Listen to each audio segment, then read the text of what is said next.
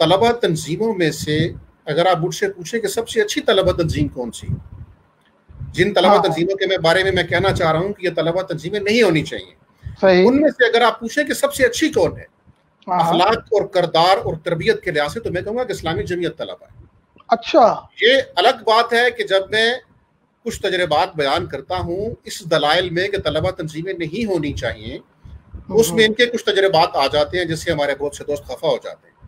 لیکن کبھی اگر یہ موضوع ہو کہ ان طلبہ تنظیموں میں ہم نے خیر کیا دیکھا، تو میرا خیال ہے کہ اس میں بھی میرے مشاہدات میں سر فہرست اسلامی جمعیت طلبہ ہی ہوگی۔ معاملہ یہ نہیں ہے کہ جمعیت کو ہونا چاہیے یا نہیں ہونا چاہیے، معاملہ یہ ہے کہ طلبہ تنظیموں نے ہمیں کچھ نہیں دیا۔